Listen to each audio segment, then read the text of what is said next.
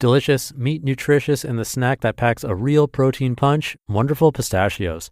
Each 1 ounce serving has 6 grams of protein, giving you over 10% of your daily value and making Wonderful Pistachios one of the highest protein nuts out there.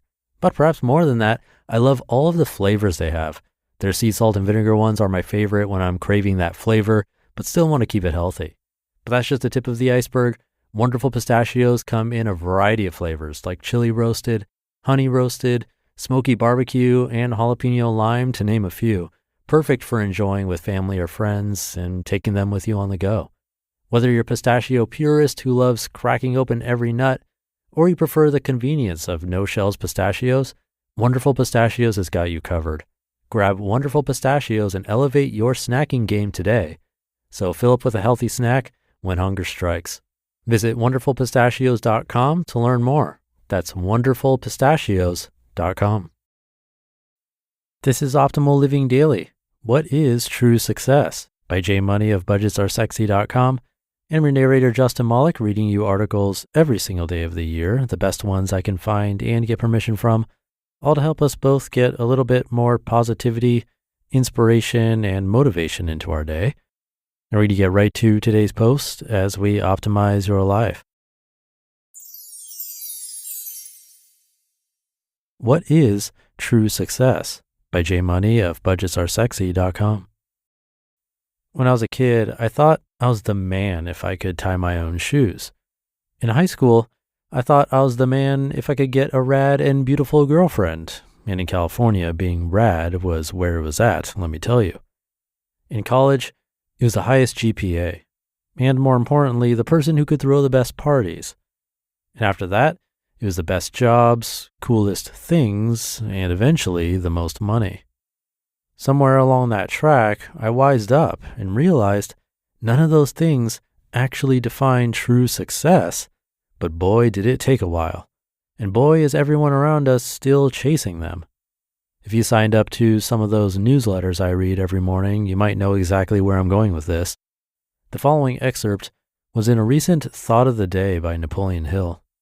Quote, "Whatever your faith may be, a good rule of everyday behavior is to live your life so that when it is over, you can take pride in the knowledge that you have made a difference in the lives of those who have known you.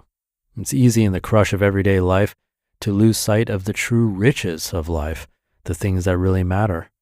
Psychologist Alana Tobin defines true success as giving and receiving love, having physical and mental health, enough wealth to provide you with options, and the time to enjoy them all." End quote. Love, health, wealth, and time? Now that's a definition of success, with the last part being one of the most important and which we only have certain control over, like how we spend and plan our time on the days we're blessed to be alive on this great earth. Notice there was also a nice mention of money in there, but with words like enough and options close by. That's really the whole point of it all, isn't it? To have enough money so you don't even need to think about it? And how perfect it fits in despite the whole message being rather spiritual too. Let's dive into these sections even more. Number 1, giving and receiving love. The first mentioned, and rightfully so. I don't know anyone who hates being loved, even if they don't show it, and it's something to step back and remind ourselves of, especially as we're prone to chase money around each corner. If I had a wallet, I'd put a picture of my 2 precious boys in it to remind me of this every time I open it up. If anyone embodies giving and receiving love, it's them, except for when we say no to candy. Yikes. Number 2, having physical and mental health. Also a very important area. Can't enjoy life much without a working body or brain. Now, if only the two would combine forces better and get us to exercise more. How can such relatively smart people understand how important eating and staying healthy is, but still make it a last priority in their daily lives? And by relatively smart people, I mean myself. I swear I need a health coach just as bad as some of y'all need a money coach. It's just so boring. I need you health nuts to please start blogs so I can get motivated over here.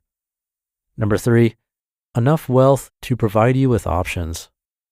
The whole reason we're here, for the freedom to choose how we spend our lives, right? Notice it doesn't say anything about needing $1 million or to be rich beyond belief either.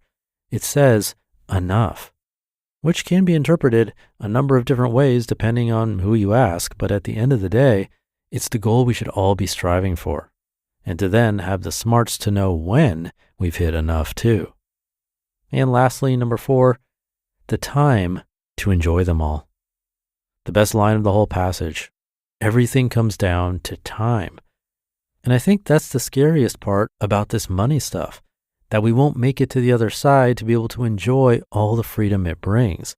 The exact fear people around us harness to justify spending it all now because you never know what tomorrow will bring, which is of course true. However, odds are very much in our favor that we'll be living quite a long time on this beautiful earth of ours. So just like everything else in our lives, it's always a balancing act. And either extreme can send you down a pretty tumultuous path. Look at me using big words. Which means we need to be doing the following 2 things. Number 1, making sure to appreciate our lives in the here and now and not obsessing about all our goals all the time, though of course important. And number 2, continuing to lower how much it costs us to live so we can shrink the time to ultimate freedom. Because as we all know, the higher your lifestyle, the longer you'll need to keep working to sustain it. This is the exact reason behind early retirement, of course. It's not that you don't want to work anymore and be a complete bum, although you could if you wanted to. It's to be able to enjoy life fully and take advantage of all that loving and physical and mental health, as well as your money you've so diligently accrued over your lifetime.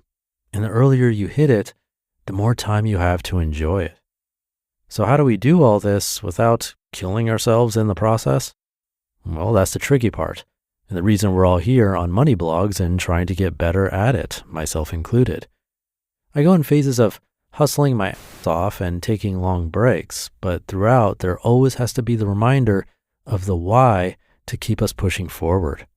And it's very much possible that it's all in the journey, as they say. I can tell you more definitively when I reach the other side. At any rate, I thought that was one of the best definitions of true success that I had seen and wanted to pass it over to you. Giving and receiving love, having physical and mental health, enough wealth to provide you with options, and the time to enjoy them all. You just listened to the post titled, "What is True Success?" by J Money of budgetsaresexy.com, and I'll be right back with my commentary. Thank you to J Money. He's typically narrated over on Optimal Finance Daily, so you can check out that show for more from him. Success is really a tough thing to define because it truly is different for every person, although the quote from Napoleon Hill is probably a fair one and something we agree on. But still, for some, maybe having a college degree might mean being successful, whereas for others it might be having their own business. And for someone else, it could be a certain amount of money or net worth, or maybe just being happy most of the time. Everyone has their own view of what success is, and who's to say that one opinion is more correct than another? We can't really, so we might as well ignore the quote-unquote success of others instead of seeing their pictures or videos on social media and thinking that that's what we want. And one other thing I'll say is that we often look to having a certain amount of money or reaching retirement, but everyone I know who's retired, whether at a later age or by doing early retirement, they're not just lounging around. They want to work in some way, contributing to something, and staying busy most of the time, because without that, we can feel a bit lost. So imagining success as retirement and not having anything to do is probably not what we truly want. Just a little food for thought.